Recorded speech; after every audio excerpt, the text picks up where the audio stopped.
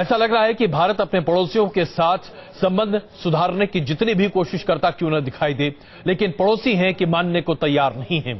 पाकिस्तान अपनी तरफ से लगातार बार बार धमकाए जाने और चेताए जाने के बाद भी फायरिंग अंतर्राष्ट्रीय सीमा पर और नियंत्रण रेखा पर बदस्तूर करता जा रहा है। ठीक उसी तरीके से चीन भी पाकिस्तान के साथ साथ भारत पर आंखें तरेरता हुआ दिखाई दे रहा है। अपनी सरहद में भारत अगर सड़क बनाने और निर्माण करने की योजना बनाता है तो चीन इस पर आपत्ति दर्ज करता है और इसका विरोध भारत सरकार के सामने करता हुआ दिखाई देता है। और इस पर तो तुर्रा और कि पाकिस्तान के पूर्व राष्ट्रपति जनरल परवेज मुशर्रफ एक इंटरव्यू में भारत को धमकी देते हैं। कहते हैं कि भारत अगर किसी भी तरीके से पाकिस्तान को डराने या धमकाने की कोशिश करे तो मुंहतोड़ जवाब देने की काबिलियत रखती है पाकिस्तान की सेना। आखिरकार हमारे पड़ोसी हमें क्या समझते हैं? क्या हमारे पड़ोसी चीन और पाकिस्तान अब यह समझने लगे हैं कि भारत में एक ऐसी सरकार है जिसे जब चाहे तब दबा सके? क्या नरेंद्र मोदी की सरकार दबने के लिए तैयार बैठी है? देखिए रिपोर्ट। पाकिस्तान के पूर्व राष्ट्रपति परवेज मुशर्रफ ने एक बार फिर कश्मीर राग अलापा है। एक बार फिर इस पूर्व फौजी हुक्मरान ने कश्मीर की आड़ में भारत के खिलाफ जहर उगला है। मुसलमान हैं, हम इसमें नहीं बिलीव करते कोई यहां थप्पड़ मारे तो हम दूसरी चीख आगे करने एक और मार लो। हम ईंट का जवाब पत्थर से देना चाहिए। That is what we stand for. तो उसमें और शक भी नहीं होना चाहिए। कश्मीर में ये कुछ कर रहे हैं, कश्मीर में तो मतलब बड़े बोल नहीं बोलने चाहिए। ये इनको तो इनकी फौज को तो हम आगे और पीछे दोनों साइड से हम इनसे लड़ाई कर सकते हैं। कोई गलतफहमी में ना रहें। अगर पाकिस्तान मजबूत हो अंदरूनी तौर पे, हमारी पूरी ताकत है कि जो भी इनके कर रहे हैं बॉर्डर पे, हम उसका जवाब इनसे डबल दे दें इनके खिलाफ। करगिल में मात खा चुके ये जनरल कश्मीरियों को भारत के खिलाफ खड़ा करने और पाकिस्तानी नौजवानों को लड़ाई के लिए उकसाने के सपने देख रहे हैं। सिर्फ फौज नहीं और भी हमारे पास सोर्स हैं। जैसे मैंने कहा इनके इंटरनल जो हो रहा है वहां तो लोग उठे हुए हैं इनके खिलाफ कश्मीर में। उनको सिर्फ इंसाइट करने की देर है और यहां से लाखों लोग तैयार हैं जाने को उधर कश्मीर में अपने भाइयों के साथ लड़ने को तैयार हैं। तो ये गलतफहमी में ना रहे हैं। ये करेंगे अगर ये फोर्स करते हैं पाकिस्तान का हैंड तो Pakistan any worth while government तो फिर उसको मेजर्स लेने पड़ेंगे डिफेंड इटसेल्फ। 1999 में नवाज शरीफ को बेदखल कर सत्ता हथियाने वाले मुशर्रफ ने प्रधानमंत्री नरेंद्र मोदी पर नापाक हमला बोला है। देखिए पहले मोदी साहब के आने से पहले, प्राइम मिनिस्टर बनने से पहले इनकी एक रेपुटेशन थी जो सबको पता है। ये एंटी मुसलमान, एंटी पाकिस्तान, ये तो इनकी हमेशा ही से ये he is known for that. मतलब गुजरात में जो कुछ भी हुआ दुनिया को पता है, पूरी दुनिया को पता है। तो इसमें कोई शक नहीं। अब वो अपनी रियलिटी दिखा रहे हैं जो वो हैं एक्चुअली। उनमें वो तो तब्दील नहीं हुए, वो थे और वैसे ही हैं। हमारे साथ प्रॉब्लम है। हम जो ये आप कह रही हैं हम भागे जा रहे हैं उनसे मिलने। उनको इनवाइट किया था, ये नवाज शरीफ साहब ने भी इनवाइट किया था अपनी, मेरे ख्याल में ओथ टेकिंग पे नहीं आए वो। तो उनकी ओथ टेकिंग पे आप क्यों जा रहे हैं भाई? पाकिस्तान जानकारों का मानना है कि पाकिस्तान में दिनों दिन अपनी कमजोर होती साख और अदालती कार्रवाई की वजह से मुशर्रफ कश्मीर पर बयान देकर सुर्खियों में बने रहना चाहते हैं। वजह जो भी हो, लेकिन ये बयान जनरल की जहरीली सोच का एक सबूत तो है ही। Team news nation. तो आपने देखा किस तरीके से पाकिस्तान के पूर्व राष्ट्रपति जनरल परवेज मुशर्रफ एक के बाद एक भारत पर तोहमत लगाते हुए दिखाई दे रहे हैं। इस वक्त बातचीत करने के लिए हमारे साथ पूर्व retired general lieutenant general PN हुन साहब मौजूद हैं। हमारे साथ भारतीय जनता पार्टी के प्रवक्ता संबित पात्रा जी मौजूद हैं और जयवीर शेरगिल जी कांग्रेस से इस वक्त हमारे साथ मौजूद हैं। सबसे पहले संबित जी हम आपसे समझना चाहेंगे, मौजूदा सरकार ने नरेंद्र मोदी की अगुवाई में सार्क देशों के साथ और चीन के साथ संबंध सुधारने की हर तरह की संभव कोशिश की है, लेकिन ये दोनों देश चाहे चीन हो या पाकिस्तान मानने को तैयार नहीं कि भारत एक स्वतंत्र देश के तौर पर अपनी विदेश नीति खुद तैयार करता हुआ दिखाई देता है, निर्धारित करता दिखाई देता है। और ऐसे में भारत सरकार की कई मौकों पर चुप्पी अब जरा खलने लगी है। क्या इसी बात को लेकर कांग्रेस की अगुवाई वाली यूपीए सरकार की आप लोग बैंड, मैं शब्द इस्तेमाल कर रहा हूं, बैंड नहीं बजाया करते थे, लेकिन आज सरकार मुंह क्यों बंद कर लेती है? अजय जी, सबसे महत्वपूर्ण विषय है कि इससे पहले आपने जो प्रश्न पूछा है उसका मैं सटीक उत्तर दूं, 2 लाइन में परवेज मुशर्रफ पे कह लूं जी। परवेज मुशर्रफ होते कौन हैं? देखिए, परवेज मुशर्रफ की आज अपने ही देश में, पाकिस्तान में कोई पूछ नहीं है, उनकी कोई सिग्निफिकेंस अपने ही माटी में नहीं है, और वो आज हिंदुस्तान के विषय में कमेंट करते हैं और हिंदुस्तान में हम लोग बैठ के परवेज मुशर्रफ पे डिबेट और डिस्कशन शुरू कर देते हैं। परवेज मुशर्रफ को तो इग्नोर कर देना चाहिए। वो तो इस प्रकार का बयान केवल और केवल मीडिया में बने रहने के लिए, अपने वजूद को वापस लाने के प्रयास के रूप में कर रहे हैं। परवेज मुशर्रफ का बयान आइसोलेशन में अगर देखें, समीर जी क्षमा चाहूंगा मैं आपसे, अगर हम राष्ट्रपति परवेज मुशर्रफ का, पूर्व राष्ट्रपति परवेज मुशर्रफ के बयान को आइसोलेशन में देखें तो शायद ये बात बिल्कुल सही होती है, लेकिन आज भी राष्ट्रपति परवेज मुशर्रफ के पास पाकिस्तान की फौज का समर्थन हासिल है। हमें यह समझना पड़ेगा कि पाकिस्तान एक मुंह से नहीं बात करता, कई मुंह से बात करता है। मैं इसीलिए वही कह रहा था कि जवाब अब मैं देता हूं। अगर पाकिस्तान कई मुंह से बात करता है तो हम भी सिंह की तरह दहाड़ कर उनके सभी मुखों को बंद कर देते हैं। और अभी हाल फिलहाल में देखा हमने कि पाकिस्तान किस प्रकार तिलमिलाहट से यूएन की तरफ भागा था कि हमें बचाइए और इसमें इंटरफियर करिए, मगर यूएन ने भी किस प्रकार से पाकिस्तान को झिड़क दिया। पूरे अंतर्राष्ट्रीय कम्युनिटी ने वही कहा जो इंडिया कहती है कि पाकिस्तान एक टेररिस्ट स्टेट है और उसे शन करने की आवश्यकता है। स्वाभाविक रूप से भारत के स्टैंड को बल मिला है। देखिए, इसमें कोई दो राय नहीं है कि संयुक्त राष्ट्र में जिस तरीके से पाकिस्तान की किरकिरी हुई है वो भारत सरकार की एक बड़ी उपलब्धि है और इसमें कोई दो राय नहीं है। लेकिन आज बुनियादी सवाल है, महाराष्ट्र में चुनावी सभा में प्रधानमंत्री कहते हैं लोगों के सामने कि हमने जब जबरदस्त फायरिंग की, पाकिस्तान की तरफ से फायरिंग बंद हो गई, लेकिन आज की डेट में भी, कल रात भी फायरिंग हुई है। समीर जी, हम क्या जवाबी कार्रवाई कर रहे हैं? हम कह कुछ रहे हैं, हो कुछ और रहा है। या तो हम पाकिस्तान को पूरा सबक सिखाएं या फिर हम चुप रहें। इसके अलावा हमारे पास रास्ता क्या है, बताइए। देखिए अजय जी, डिप्लोमेटिक भाषा में पूरा सबक कुछ नहीं होता है, कैलिब्रेटेड सबक होता है। सबक को भी कैलिब्रेटेड करते हुए अंतिम निर्णय तक पहुंचा जाता है। ऐसा नहीं है कि पाकिस्तान सीज फायर वायलेशन करे तो हम उस पर न्यूक्लियर अटैक कर दें, क्योंकि एक न्यूक्लियर नेशन का बहुत रेस्पॉन्सिबल स्टेचर होना चाहिए। बात बात पर आपको ध्यान होगा, चंद दिनों पहले सरताज अजीज ने और जो इंटरनल उनके डिफेंस मिनिस्टर हैं, उन्होंने भी कहा था कि हम न्यूक्लियर स्टेट हैं। न्यूक्लियर स्टेट की धमकी कमजोर स्टेट देते हैं। जो कद्दावर स्टेट होते हैं वो कभी भी न्यूक्लियर वेपन्स की धमकी नहीं देते हैं। इसलिए कैलिब्रेटेड अप्रोच इंडिया का रहा है और इस मजबूत सरकार के केंद्र में आने के पश्चात जिस प्रकार का निर्णय ये सरकार ली है वो अपने आप में ऐतिहासिक है। पहली बार में बिजनेस नॉट एज यूजुअल का मतलब क्या होता है इस सरकार ने दिखाया है कि 5 दिनों के अंदर किस प्रकार से टॉक करने से बंद कर दिया हमने सेक्रेटरी लेवल में। देखिए, ये पहले कभी नहीं हुआ था। बार समझना चाह रहे हैं कि हम उम्मीद करते हैं कि आज हमारे देश में एक ऐसी सरकार है जो न सिर्फ पूर्ण बहुमत की सरकार है बल्कि एक मजबूत सरकार है, इसलिए जवाब भी मजबूत होना चाहिए। हुन साहब, क्या आपको लगता है कि पाकिस्तान जो बार बार भारत की तरफ उंगली उठाकर एक के बाद एक हर दिन कोई न कोई किसी नए फ्रंट पर गोलाबारी करता चला जा रहा है, क्या आज हमारे पास इतनी ताकत नहीं है कि आज हम पाकिस्तान को मुंहतोड़ जवाब देकर हमेशा के लिए उसे गोलाबारी बंद करने के लिए मजबूर कर सके? सबसे पहले मैं कहना चाहता हूं आपको कि नवाज शरीफ का कोई हक नहीं है। नवाज शरीफ कौन है? वो निकाला हुआ है, ट्रीजन का उसके ऊपर चार्ज है।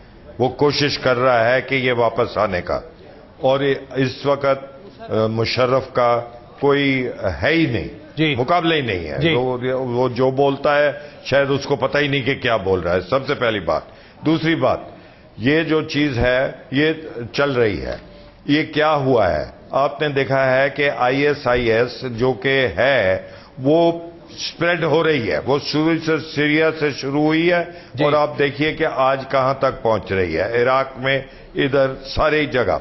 अब सबसे पहले तो हम ये कहना चाहते हैं कि जो ये तालिबान है और ये अलकायदा है, इन्होंने तो बना लिया है प्लान कि पूरे विश्व को एक ISIS के अंदर ले आएंगे। अब इसमें मैं एक दो बात आपसे चाहता हूं कि मैं करूं। सबसे पहले मैं ये कह रहा हूं कि जो हमारा रिस्पांस है वो कोई ढीला नहीं है। ये बिल्कुल ये ढीला नहीं है। हमारा रिस्पांस जो है वो बिल्कुल दुरुस्त है, कैलिब्रेटेड है। और जो मैं बता नहीं आपको सकता कि हमारी जो फौजें हैं वो तैयार हैं, हमारे स्ट्राइक कोर, हमारे आर्मर्ड डिवीजन, वो सब निकल आए हैं। अब अगर ये करते जाएं और इसको बंद ना करें, और उमर अब्दुल्ला जो कि उधर हमारे चीफ मिनिस्टर साहब हैं, वो कह रहे हैं कि 1-2 ISI के फ्लैग मिल गए जाइए, ये कोई बात नहीं है हमें डरने की। ये बिल्कुल गलत बात उसने की भी है, बिल्कुल तो सवाल ही नहीं पैदा होता कि ये नहीं कि वो है जो अपने ISI के लोग हैं वो आज अंदर इन्फिल्ट्रेट कर गए हैं। बिल्कुल, तो ये बहुत बड़ी चिंता की बात है। और इस मैं तो कहता हूं कि हिंदुस्तान में भी की बात सामने आ चुकी है। साहब क्षमा कीजिएगा, मैं आपको बीच में रोक रहा हूं, इससे पहले कि हमें एक ब्रेक लेना पड़े। शेरगिल साहब, बहुत एक छोटी टिप्पणी, क्या कांग्रेस पार्टी को पूरा भरोसा है कि मौजूदा सरकार जो कुछ बन पड़े वो कर रही है, कम से कम पाकिस्तान और चीन के संबंध में, या आप अभी भी मानते हैं कि बहुत कुछ ऐसा है जो किया जा सकता है?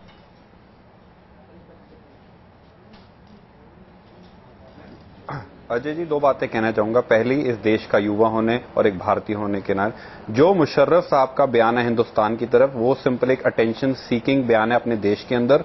और दूसरा, शायद वो इतिहास भूल गए हैं 65 और 71 वॉर में जो हुआ था। दूसरा, अगर एक पॉलिटिकल पार्टी की तरफ से और कांग्रेस पार्टी से, मैं मानता हूं कि आज दोनों देश लड़ाई अफोर्ड नहीं कर सकते। एक आर्मी और इंटेलिजेंस में एक टर्मिनोलॉजी यूज होती है, मैड, म्यूचुअली अश्योर्ड डिस्ट्रक्शन। दोनों ही देश न्यूक्लियर इक्विप्ड देश हैं, फुल स्केल वॉर में नहीं जा सकते। जहां तक बीजेपी का सवाल है, मैं सोचता हूं एक confused, inconsistent, clear policy adopt कर रहे हैं। उसका कारण ये है, आज जवाब देना प्लान ए है, पर उनको प्लान बी और सी तैयार रखना पड़ेगा, क्योंकि हम पूरी स्केल की वॉर, कई जवान हमारे शहीद हो चुके हैं। तीसरा, जब चाइना का हमारे पहली बार हुआ था, एक मेथोलॉजी में वर्ड होता है ट्रोजन हॉर्स, आपके घर अतिथि बन के आओ और आपके टेरिटरी पे कब्जा करने की कोशिश करो। हमें अपनी निराशा दर्ज करनी चाहिए थी, उनके साथ पकवान नहीं शेयर करने चाहिए थे। और जहां तक पाकिस्तान का सवाल है, हमें क्लियर, चाहे हमें इंटरनेशनल प्रेशर यूज करना पड़े, हमें सोचना पड़ेगा ये क्रॉस बॉर्डर फायरिंग कब बंद होगी। बिल्कुल, तीसरी बात, जैसे जनरल साहब ने बहुत सही कहा कि जो अलकायदा और IS की बात है, मुझे यहाँ पर सिर्फ 10 सेकंड लूंगा, कमर्शियल ब्रेक लेना पड़ा। आप अपनी बात जरूर रखिएगा, लेकिन संबित जी आपकी मुस्कुराहट का राज भी समझना चाहेंगे, और साथ ही साथ ये भी जानना चाहेंगे कि चीन जब विरोध दर्ज करता है तो भारत उसका जवाब कैसे देना पसंद करेगा। बने रहिए हमारे साथ।